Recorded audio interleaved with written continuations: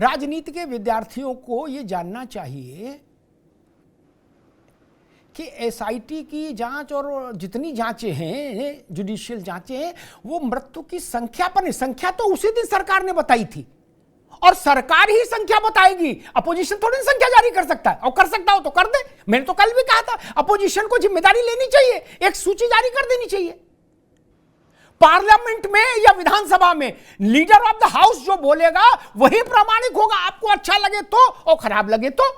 कुछ तो सस्ता लो, सब बढ़िया लो, इसमें क्या खास बात है? थोड़े में ज्यादा स्वाद, यही तो है इसकी खास बात। प्रायोजक हैं cancer healer centre, new beginning. इसमें कौन सी बात है? बंगाल के विधानसभा में ममता जी जो बोलेंगी वही ना प्रमाणिक माना जाएगा कि शुभेंदु की बात मान लेंगे। लीडर ऑफ द हाउस का मतलब ही है भैया, किसी के पसंद की नापसंदगी से चलेगा नहीं ना। संसदीय लोकतंत्र का अर्थ ही है मेरे भाई। आप उसका काउंटर ले आइए ना पब्लिक में, नहीं तो विधानसभा में माता बाबा से रखवाइए। वो कहे कि नहीं है ये 700 की लिस्ट है मेरे पास, रखिए पटल पर, उस पर जिम्मेदारी लीजिए और रखिए। लेकिन सदन में एक प्रक्रिया है, आपको वेरीफाई करना होगा, उसको ओनरशिप लेनी होगी कि ये जो आंकड़ा हम रख रहे हैं इसकी हम सत्यता की पुष्टि करते हैं, ये लिख के देना होगा। ये साहस कोई कर नहीं रहा, करना चाहिए ना, ये मसला है। खैर नहीं, अभी नहीं, जब दोबारा में आएगी तब, अभी रुक जाओ। रत्नाकर सिंह वो कह रहे हैं कि जो आपने, जो मुख्यमंत्री ने कहा वो क्या बताया था, हरिश्चंद्र का कहा नहीं है और वो वेद पुराण का श्लोक नहीं है कि अंतिम सत्य मान लिया जाए, उसकी जांच पड़ताल होगी।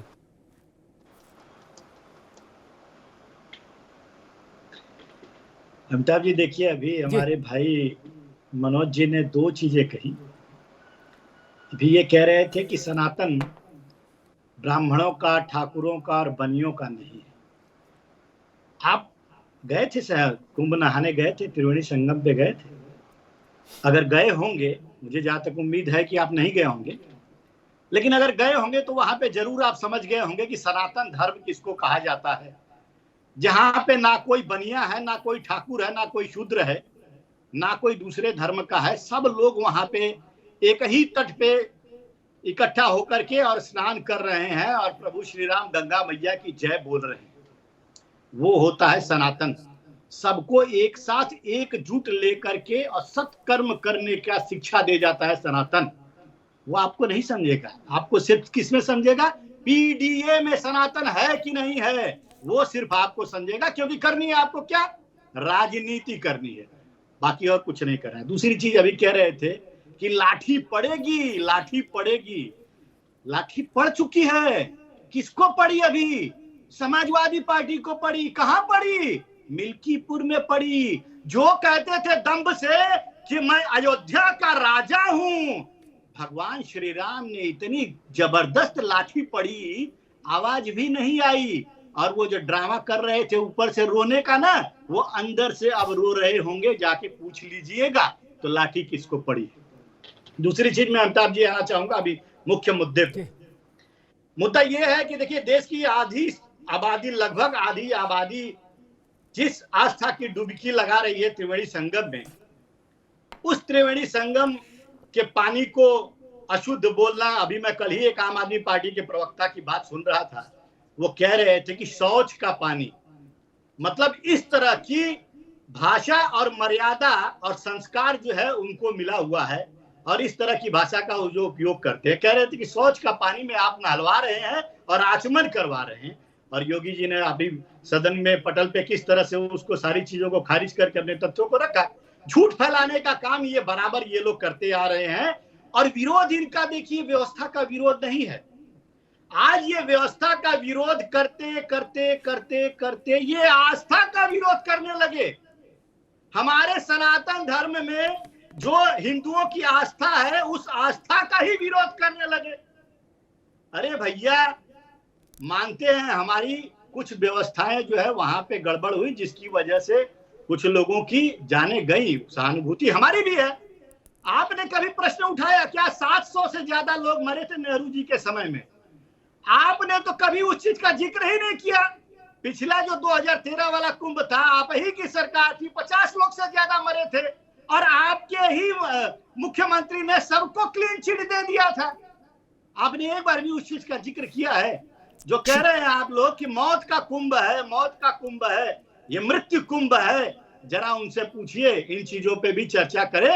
नहीं करेंगे, क्योंकि वो व्यवस्था का विरोध नहीं है, ये आस्था का विरोध है। और भाई साहब, आप लोग तमाम आपके नेता जो पारिवारिक नेता हैं, आप तो चलिए अलग बात है, टीवी पे बैठ करके प्रश्नों को खड़ा करते हैं, लेकिन पारिवारिक नेता बराबर ये प्रश्न पूछते रहते हैं, इतना खर्चा कर रहे हैं, क्या जरूरत है, यह जो है धार्मिक अनुष्ठान है, क्यों इसको इतना बड़ा करने की कोशिश कर रहे हैं, 10,000 करोड़ क्यों खर्चा करें? भाई साहब, मुख्यमंत्री जी ने उसी कुंभ में कहा कि 10,000 करोड़ हम जरूर खर्चा कर रहे हैं, लेकिन प्रदेश को 2 लाख करोड़, 10,000 करोड़ जो खर्चा कर रहे हैं, 2 लाख करोड़ का प्रदेश को आर्थिक जो है चक्र जो है घुमा है, पहिया जो है वो घुमा है। और ये कहां पे पहुंचेगा?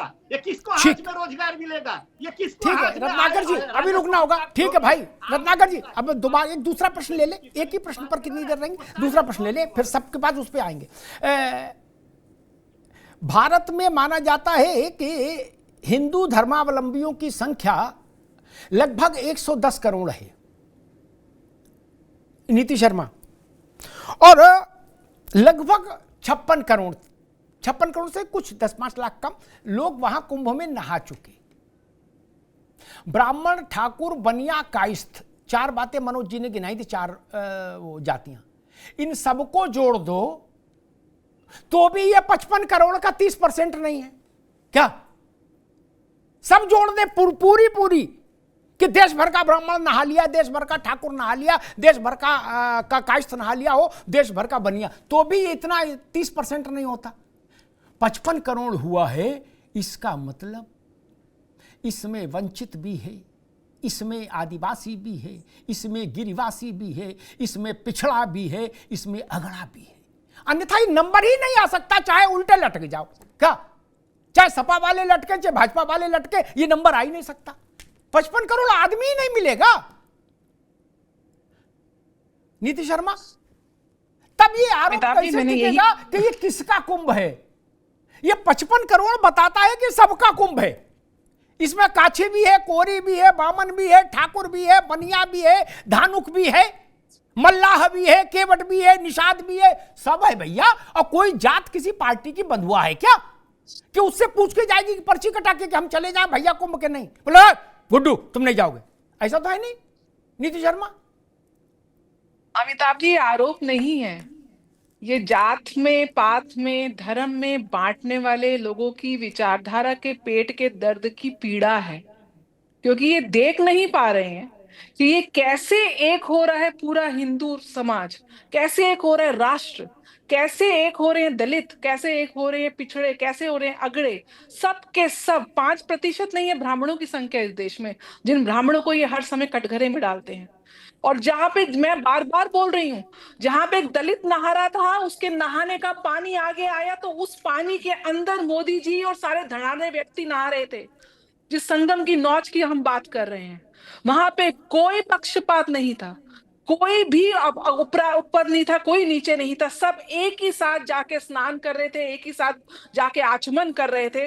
और वो आस्था का संगम के सम्मोहन में पूरा विश्व, भारत तो छोड़िए अमिताभ, ठीक, मैं तो परसों आ रही हूँ कुंभ से, विश्व के किस कोने से व्यक्ति नहीं आया हुआ था, क्या गोरा, क्या काला, क्या अगड़ा, क्या पिछड़ा।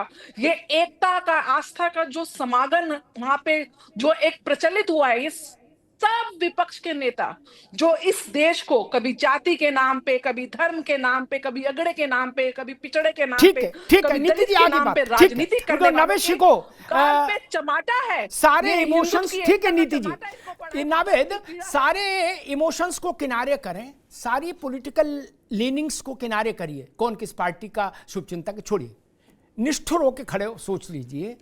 भारत की जनसंख्या का अंक गणित इस बात की अनुमति नहीं देता कि 55 करोड़ हिंदू एक जगह पर आ गए हों तो उसमें कोई भी जाति, वर्ग, संप्रदाय, मजहब को छूटा हो। संभव ही नहीं। बिना पिछड़े और दलितों की, आदिवासियों की भरपूर भागीदारी के, मैं भरपूर शब्द इस्तेमाल कर रहा हूं, टोकनिज्म नहीं, भरपूर भागीदारी के कुंभ में यह नंबर ही नहीं आ सकता। नावेश को कोई आपके पास दूसरी टेक्निक है जिसमें 55 करोड़ लोग सनातन को मानने वाले एक जगह एक तरह से आइडेंटिफाई किए गए और उसमें कह दिया जाए कि ब्राह्मण ठाकुर बनिया है? मेरे ख्याल से इतना तो भारत के किसी दौर में ब्राह्मण ठाकुर बनिया कास्ट नहीं रहा क्या? सब जोड़ घटाना कर लेंगे तो 20 करोड़ में निपट जाएगा मेरे ख्याल से, 20 करोड़ भी नहीं होगा। तो बाकी ये 35 करोड़ कौन है नाविश को? देखिए, सनातन की एक बड़ी ताकत है और अब से नहीं है, पौराणिक काल से है। और सनातन एकजुटता के आधार पे है, इस बात में कोई शक नहीं है। लेकिन दो पहलू इस बात के भी हैं, ना सनातन को भारतीय जनता पार्टी जोड़ सकती है और ना विपक्ष या कोई भी सनातन को तोड़ सकता है। ये उसकी मूल ताकत है और इस ताकत में हस्तक्षेप करने वाला या मददगार कोई नहीं है, क्योंकि सनातन का आधार ही है एकजुटता, सौहार्द और धर्म का पुट भी यही है।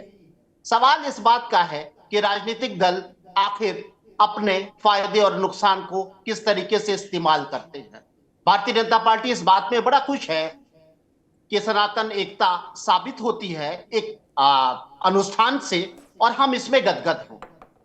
लेकिन विपक्ष को भी अगर राजनीति ही करना है, राजनीति करने वाला राजनीति करेगा। अगर आप पत्रकार हो तो खाने भोजन करते होंगे। मैं तो अक्सर लोगों से कहता हूं राजनीतिक दल राजनीति नहीं करेगा तो क्या छोले बेचेगा? राजनीति करेगा, राजनीति करनी चाहिए। बिल्कुल। तो इस आस्था में भी अगर राजनीतिक स्वार्थ कोई देख रहा है तो विपक्ष को भी अपना राजनीतिक स्वार्थ देखकर आह्वान कर देना चाहिए, ताकि हमारा पीडीए अधिक से अधिक संख्या में इस महाकुंभ में सम्मिलित हो, क्योंकि ये हमारी आत्मा है, ये हमारी संस्कृति है, ये हमारा धर्म है। तो सवाल ही नहीं उठता, उनको इस ट्रैप में खींचा ही नहीं जाता। ये बात अच्छी थी कि मुलायम सिंह की प्रतिभा लगाई गई और उसमें इंटरेस्ट समाजवादी पार्टी ने दिखाया था कि इस अनुष्ठान का हम भी एक हिस्सा हैं। हमारे नेता भी इसका एक बहुत पुराने इतिहास से जुड़े हुए हैं, उनका भी इस अनुष्ठान में योगदान रहा है मुख्यमंत्री होते हुए। लेकिन सवाल यहां पर ज्यादा मुझे लगता है कि अगर कमी नजर भी आ रही थी तो विपक्ष को इतने सवाल यहां पर नहीं उठाना चाहिए था, क्योंकि भारतीय जनता पार्टी की ये खूबी है और राजनीतिक दलों की ये खूबी होना भी चाहिए कि किस रास्ते से हम किसे कितने तरीके से घेर लें। यहां पर सवाल उठाए गए व्यवस्था के, लेकिन योगी आदित्यनाथ ने अपनी कुशलता के साथ में उसको सनातन विरोधी विपक्ष को साबित करने की पूरी कोशिश पटल पे कर दी, जो सबसे ऑथेंटिक प्रेमिसेस होती है, जैसा कि आपने कहा। तो मुझे लगता है कि अभी भी हिंदुत्व का मामला हो, हिंदुत्व का आयोजन हो, या उर्दू हो या मुस्लिम हो, इससे थोड़ा सा बचे। ठीक है नावेद भाई, ठीक है, ये गत ना हो, ठीक है, तमाम चुनावों में हो रही है। मेरे पास है प्योर पाव भाजी का मसाला, प्योर पाव भाजी मसाला, पाव भाजी को टेस्टी बना डाला, सबका राजा आल प्योर मसाला। प्रायोजक हैं cancer healer centre, a new beginning.